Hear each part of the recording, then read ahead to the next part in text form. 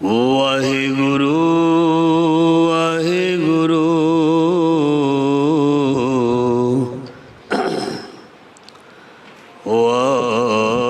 ਵਾਹਿਗੁਰੂ ਸਾਹਿਬ JIO.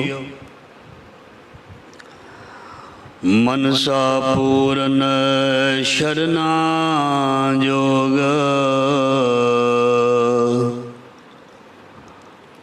ਜੋ ਕਰ ਪਾਇਆ ਸੋਈ ਹੋਗਾ।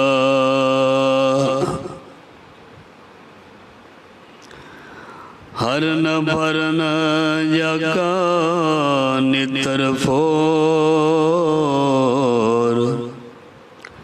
ਤਿਸ ਕਾ ਮੰਤਰ ਨਾ ਜਾਣੈ ਹੋਰ। ਆਨੰਦ ਰੂਪ ਮੰਗਲ ਸਦ ਜਾਕੈ, ਸਰਬ ਥੋਕ ਸੁਣੀਐ ਕਰਤਾ ਕੈ। ਰਾਜ ਮਹਿਰਾਜ ਜੋਗ ਮਹਿ ਜੋਗੀ, ਤਪ ਮੈਂ ਤਪੀਸਰ ਗ੍ਰਸਤ ਮੈਂ ਭੋਗੀ। ਧਿਆਏ ਧਿਆਏ ਭਗਤੈ ਸੁਖ ਪਾਇਆ,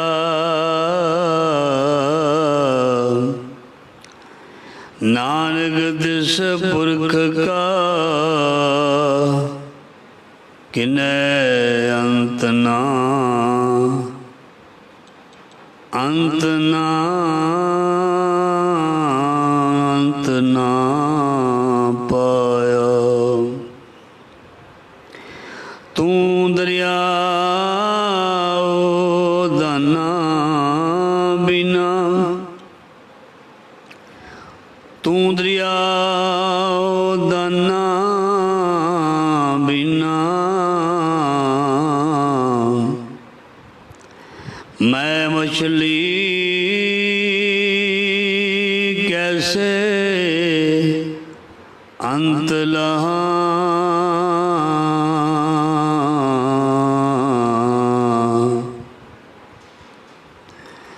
ਜੈ ਜੈ ਦਿਖਾਂ ਤੈ ਤੈ ਤੂੰ ਹੈ, ਤੈ ਤੈ ਤੂੰ ਹੈ।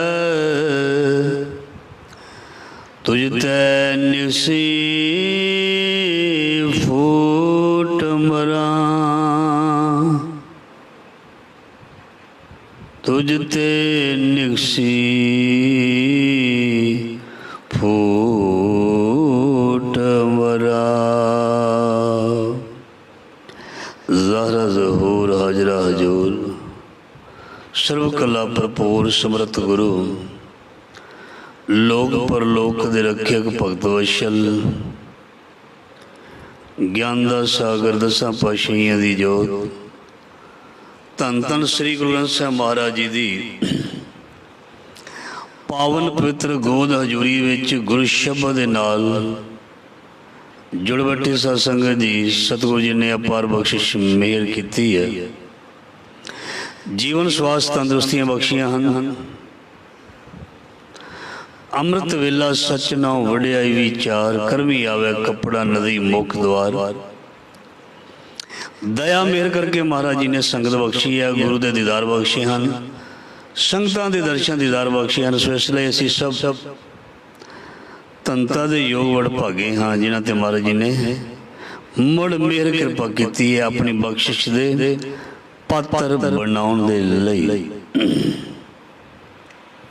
ਸੋ ਗੁਰੂ ਮਿਹਰ ਕਰੇ, ਗੁਰੂ ਦਇਆ ਕਰੇ, ਸਾਨੂੰ ਨਾਮਦਾਨ ਬਖਸ਼ੇ, ਸੋਝੀ ਬਖਸ਼ੇ, ਸਾਨੂੰ ਗੁਰਬਾਣੀ ਨਾਲ ਪਿਆਰ, ਕੀਰਤਨ ਕਥਾ ਨਾਲ ਪਿਆਰ ਮਹਾਰਾਜ ਜੀ ਬਖਸ਼ਣ, ਔਰ ਸਾਡੇ ਅੰਦਰ ਖਿੱਚ ਰਵੇ ਨਾਮ ਦੀ, ਗੁਰੂ ਦੇ ਦਰਸ਼ਨ ਦੀਦਾਰ ਦੀ।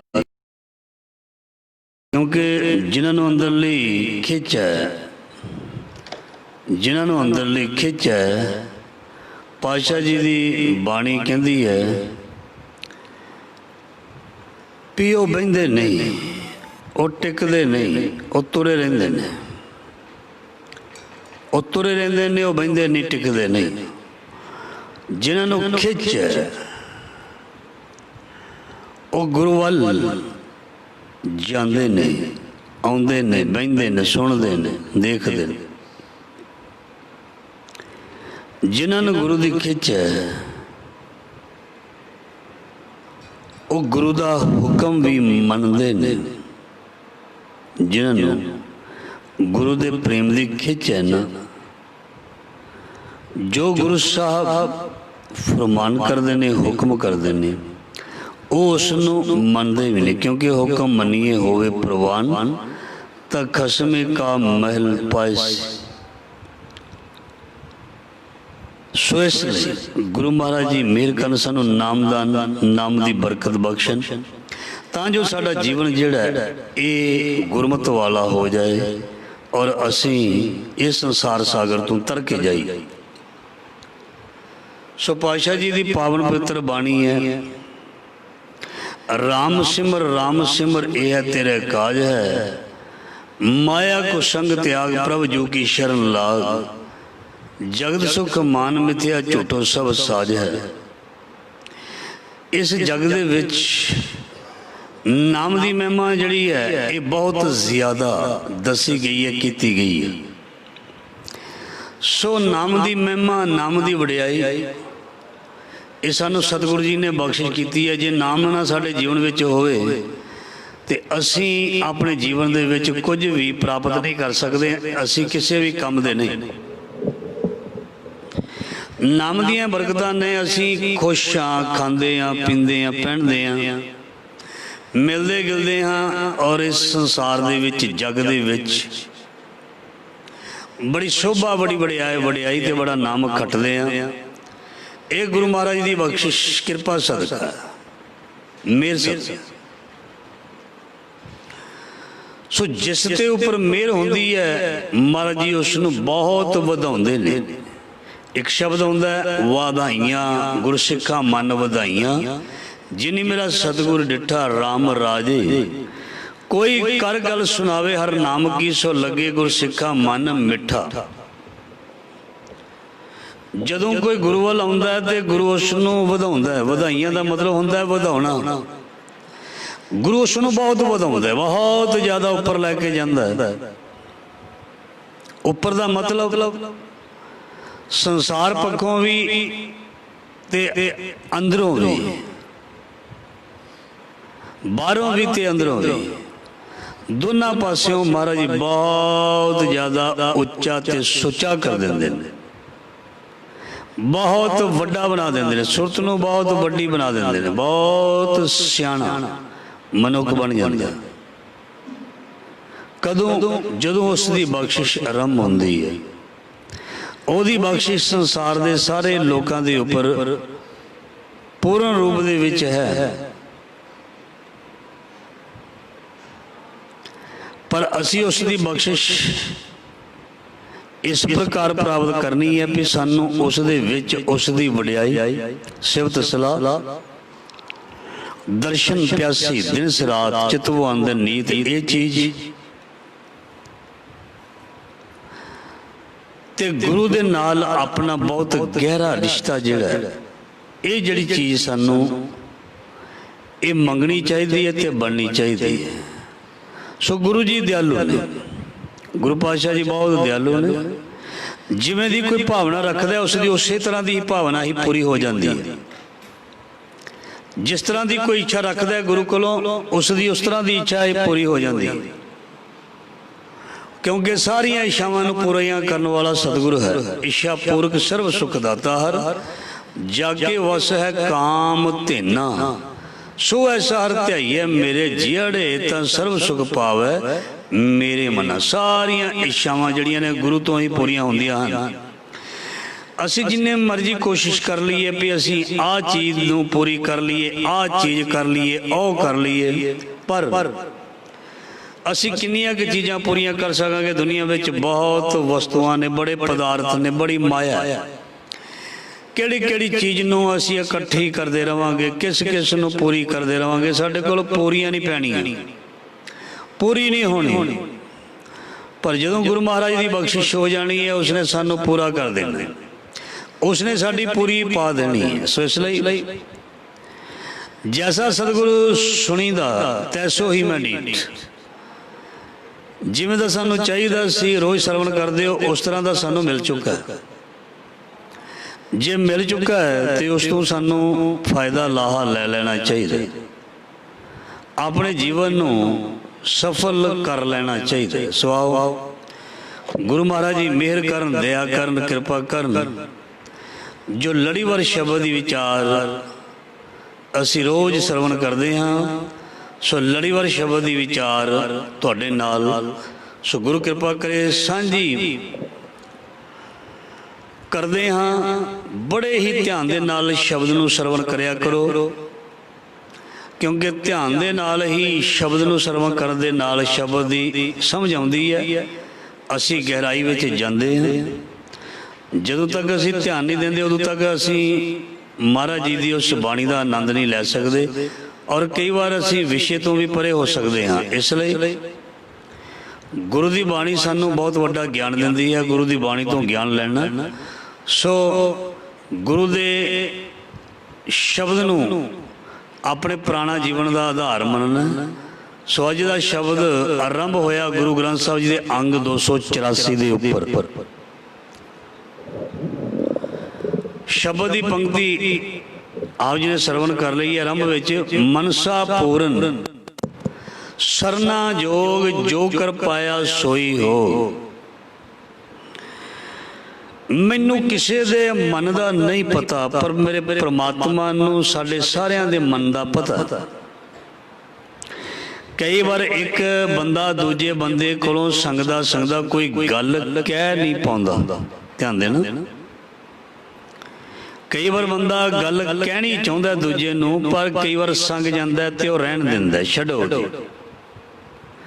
और वो गल कई बार सारी जिंदगी नहीं कह पाता, सारी जिंदगी लंघ जाती है, उस संग दे विच ही लंघा दिंदा। पर गुरु दे कोल असी कोई भी अपनी अंदरली गल कहनी है, कोई भी माड़ी चंगी है साडे अपने शरीर नाल मन नाल संबंधित, वो असी गुरु नू कह सकते। कोई संग नहीं होनी चाहिए, गुरु नाराज नहीं होंदा।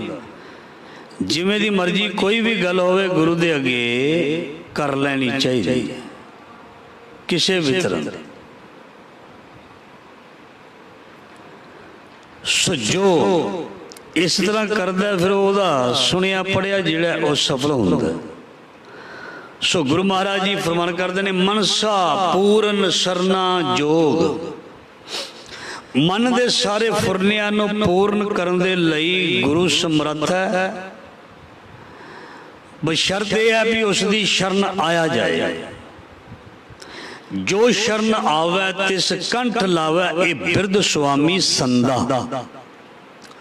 प्रभु वाहिगुरु रब दा सुभाव है आउण वालियां नूं अपने चरनां दे विच जोड़ लेना, जां चरनां दा प्रेम दे देना, जां इंज भी कह सकते अपने गले नाल ला लेना। जो शरण आवे तिस कंठ लावे, ए बिरध स्वामी संदा। मनसा पूर्ण शरणा जोग जो कर पाया सोई हो। पातशाह जी कहते ने जो परमात्मा ने करना हुंदा वही है, क्योंकि नाम किया न करेंगे, ना कर सके शरीर क्या जानो किश हर किया भयो कबीर कबीर। भयो कबीर कबीर जो किश पाया सोई हो। जो असी उस दे लिखे मुताबक प्राप्त करते हैं वही सानू मिलता है, जां वही कुछ हुंदा जो उसनू भाउंदा है। हरन भरन जाका नेत्र फोर, तिसका मंत्र न जाने होर। हरन भरन का मतलब हुंदा है भी अख फरकन का समा, बिल्कुल थोड़ा समा। परमात्मा इस जग नू पालन दे लई ते नाश करन दे लई बहुता समा नहीं लाउंदा। असी अपने घर बनाउण नू किन्ना समा ला दिंदे हां, असी अपने घर नू विगाड़न दे लई बहुता समा नहीं लाउंदे। पातशाह जी फरमान करते ने, प्रभु जिहड़ा है परमात्मा जिहड़ा है वो इन्नी जल्दी फैसला करदा है बई खिन में था भी उथापन हारा हरन भरन जागा नेत्र फोर। वो बहुत थोड़े समय दे विच बहुत कुछ कर सकता है, धरती नूं खत्म कर सकता है ते नवीं धरती बना सकता है। पहलिया वालियां नूं खत्म कर सकता है ते दूसरियां नूं वो आबाद कर सकता है, उन्हां दा भला कर सकता है, उन्हां नूं सदीवी आनंद या अपनी गोद की बख्शिश कर सकता। सो फरमान करते हैं गुरु महाराज जी, हरन भरन जागा नेत्र फोर, तिसका मंत्र न जाने होर। उसकी इस गुझी हुए रमज नूं या गुझे भेद नूं कोई संसार का बंदा जान नहीं सकता। ਉਹਦੀ कुदरत की है, ਉਹਦਾ खेल की है, इसलिए अजे तक किसी को समझ नहीं आई, समझ नहीं सकिया कोई। उस दे खेल नूं अज तक कोई समझ नहीं सकिया। सर्व तोग सुनिए करता के अंध रूप मंगल सद जाके। जिस परमात्मा दे घर दे विच सदा ही खुशी आनंद है, सदा ही महाराज जी कहते चढ़दी कला है, उस घर दे विच सर्व थोक सुनिए घर तक है। उस घर दे विचों सारे ही पदार्थ जिहड़े ने वो मिलदे ने, सारियां ही इच्छा पूरियां होंदियां हन। वो परमात्मा राज महराज जोग महजोगी, जिवें दे असीं आ परमात्मा भी उसे तरह का हो जाता है। वो बच्चियां नाल बच्चा, नौजवानों नाल नौजवान, ते बुढ़िया नाल बुढ़ा, क्योंकि परमात्मा साडे अंदर या साडी सोच दे विच है। जिवें दी बिरती असीं बनावांगे परमात्मा उसे तरह का होकर सानूं मिलेगा। जिस तरह की साडी बिरती सोच होएगी उस तरह का परमात्मा असीं बना के असीं अपने अगे पेश कर सकते हाँ अपनी कल्पना या प्रतिबिंब द्वारा। सो इसलिए गुरु महाराज जी बड़ी प्यारी पंक्ति उच्चारण कर रहे हैं, राज में राज जोग में जोगी, तप में तपीसर गिस्त में भोगी। प्रभु जिहड़ा वो राजियां दा राजा है, राजान राज, तुम हो सब राजन के राजा। राज में राज जोग में जोगी। जे कोई जोगी है तो जोगियां दे विच वो वड्डा जोगी है, उस तरह का जोगी नहीं जिसनूं गुरु नानक महाराज जी नकार दे। वो ऐसा जोगी है जो गुरमत के अनुसार ही सब कुछ करदा है। वो जोगी है गुरु नानक के घर दे विच। ऐसा जोगी है, ऐसा सतगुर है जो सानू भी उस जोग बारे दस दिंदा है, उस जोग की रमज बारे दस दिंदा है भी जोग ना भगवी कपड़ी, जोग न मैले वेश, नानक घर बैठिया जोग पाइए सतगुर कै उपदेश। राज में राज जोग में जोगी, तप में तपीसर किस्त में भोगी। वो वड्डे वड्डे तपीसरां दे विच आप ही सब तो वड्डा तपीसर है। रब तो वड्डा तपीसर कौन हो सकता? कोई भी नहीं। जिवें असीं गृहस्थियां, वो साडे गृहस्थियां दे विच सब तो वड्डा गृहस्थी भी है, क्योंकि संसार उसका परिवार है। गृहस्थी का परिवार होंदा, बच्चे होंदे। रब नूं असीं इस प्रकार गृहस्थी कह सकते हैं कि क्योंकि सारा संसार उसका परिवार है। जिवें असीं अपने परिवार नूं मिल के खुश हुंदे हां, परमात्मा भी अपने संसार रूपी इस परिवार नूं मिल के वो भी बहुत खुश हुंदा है। सो इसलिए गुरु महाराज जी फरमान करते हैं, तप में तपीसर गृहस्थ में भोगी, ध्याए ध्याए भगते सुख पाया, नानक तिस पुर का किने अंत ना पाया। भगत जना ने उन्होंने ना ध्या के या सिमर सिमर के सुख पा ले। ध्याए ध्याए भगते सुख पाया, उसनों समझ लिया, उसनों हमेशा ही अपने वल कर लिया। ਧਿਆਏ ਧਿਆਏ ਭਗਤੇ ਸੁਖ ਪਾਇਆ। ਧਿਆਨ ਦੇ ਨਾਲ, ਧਿਆਨ ਦੇ ਨਾਲ, ਜਪਣ ਦੇ ਨਾਲ, ਬੋਲਣ ਦੇ ਨਾਲ, ਸੁਣਨ ਦੇ ਨਾਲ ਮਹਾਰਾਜ ਜੀ ਕਹਿੰਦੇ ਧਿਆਏ ਧਿਆਏ ਭਗਤੈ ਸੁਖ ਪਾਇਆ। ਜਾਂ ਗੁਰਬਾਣੀ ਦੀ ਪੰਕਤੀ ਹੈ, ਸਿਮਰੋ ਸਿਮਰ ਸਿਮਰ ਸੁਖ ਪਾਵੋ, ਕਲ ਕਲੇਸ਼ ਤਨ ਮਾਹੇ ਮਿਟਾਵੋ।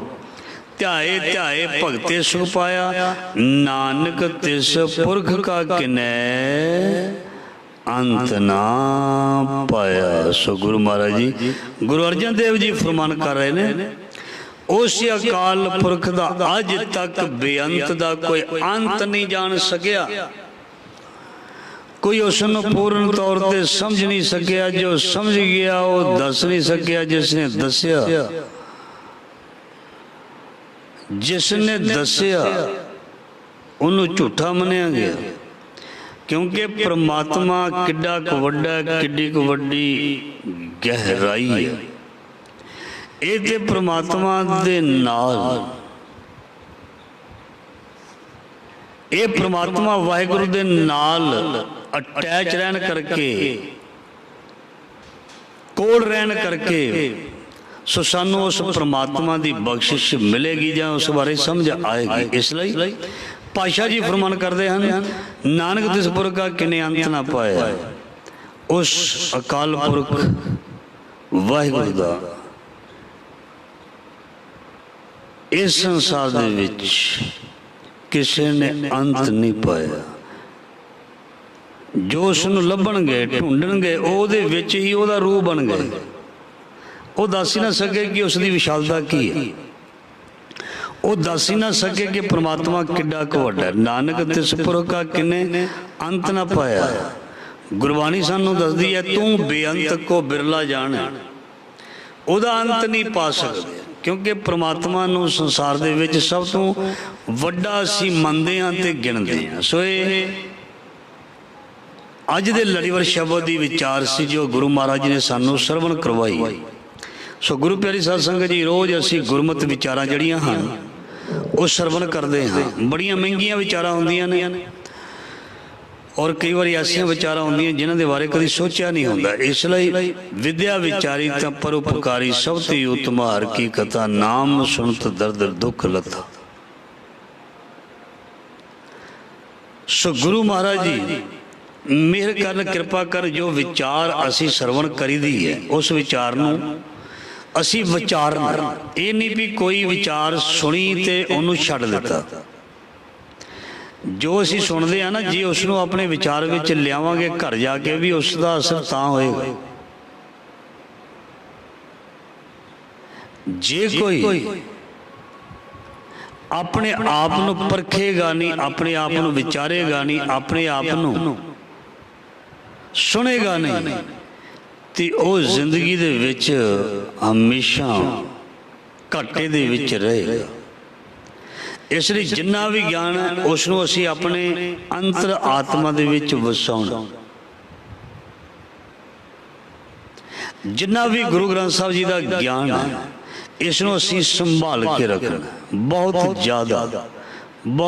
ਜ਼ਿਆਦਾ ਇਸ ਨੂੰ ਸੰਭਾਲ ਕੇ ਰੱਖਣਾ, ਕਿਉਂਕਿ ਇਹ ਨਾਮ ਰੂਪੀ ਭੋਜਨ ਵਸਤੂ ਜਿਹੜੀ ਹੈ